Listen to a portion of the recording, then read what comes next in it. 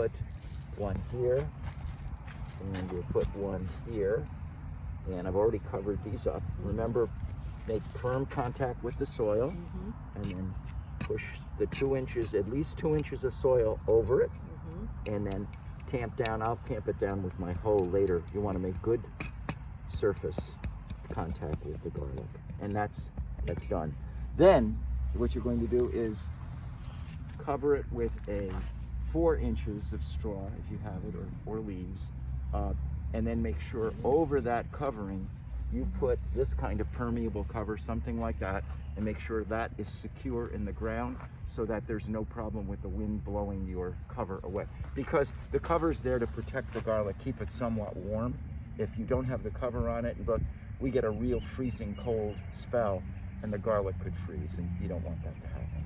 So we can use, it doesn't have to be straw, it could be leaves, it could be grass. Rye grass, and you know, and you're gonna, that's leaves. Right, leaves, grass, anything like that. Straw works really well because it is easy to wet and secure down. Leaves blow away quickly. I've been out here putting the leaves on and they blow up before I can even get, but yes, you could use a combination too. Nothing, it's just there to make sure it's like protected, okay? And the road cover helps a lot. Make sure you spray that down with water. It'll wet the top. Don't worry about watering your garden. Leave it alone now. And then sometime in March or April, depending on the weather, you will start to see, if you peel that back a little bit, little shoots come up. When those little green shoots come up, remove the top cover, okay? You can leave your covering on it, the leaves or just open them up so the garlic gets the sun.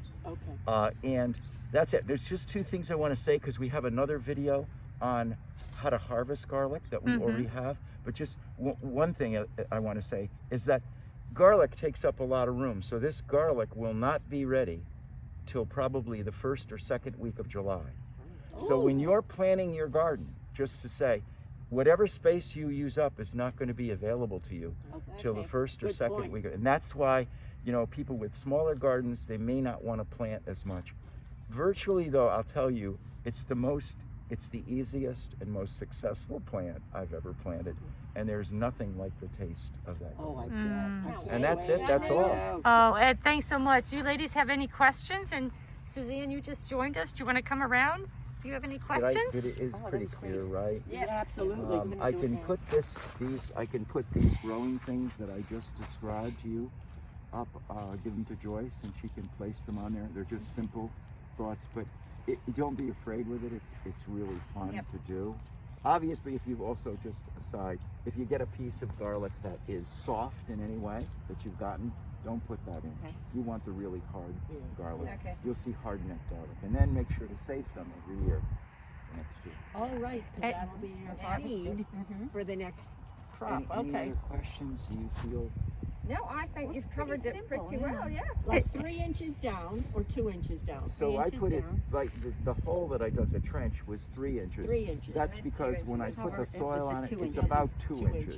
Got it. Yeah. You And don't we're have to just go over. any deeper. Pardon? We're just over there. So Yeah, we're just going to watch what you're doing and then just make sure we're doing exactly the Oh, I'll same. come over there. I know you had a great first year too. Yeah, we did. I saw you how excited you were. That's really a blessing to have that much excitement. You work together, which is really nice. Ed, I have a quick question. So some of the bulbs that they may buy have more cloves than other ones, correct? You can get like 6 to 8 or 6 to 10, correct? Yes. Okay. So depending on the size, you might get more, you know, in the bigger ones. What was your harvest last year? How many did you plant? Let's see, because I planted a lot. I harvested over 102. Wow. Bulbs. I think, the one thing I didn't say, but I should say this, and I should have added it, I forgot. Between the rows, so if I am gonna plant, I'm gonna keep going a little bit, but you need about 10 inches between the rows, okay? And then obviously your mulch will be on top of that, but 10 inches should do between the rows. How many rows do you use? So I planted last year 6 rows. Oh, wow. But that's because I had the benefit of having that garden too, because I once had a different type of setup here. But anyway, this year I will plant a little less. I have a question. Why 4 inches that way, but 10 inches that way? Oh, because what you want to make sure is that the 4 inches is separating the garlics from themselves. The next thing is separating the next crop as well, and also the garlic root will spread out. When this gets big, when the greenery starts to grow, it'll get quite large. So that 4 inches will be taken up with garlic going out. Okay. When you see the next one too, you'll see that like a tulip bulb or a daffodil bulb, it will try to reproduce itself. So garlic produces a little scape. It's a little umbrella with a little garlic on the top of it. And what I do, and this is in the other video, somewhere around June, mid-June, I cut that scape off. You'll see it come out of the garlic. It'll keep making scapes. It'll keep trying to reproduce itself. It's trying to reseed itself. You cut that scape so all the energy goes into the garlic bulb. And don't waste the scape or the stem, because you can make the best pesto in the world out of garlic scape. It is even better than garlic pesto. So you save, you'll see them, they sell them at the farmer's market, but every one of these you plant, you're gonna get at least one scape, and if you cut it early, you're gonna get another scape. Because it has this great desire, like we all do, to keep living.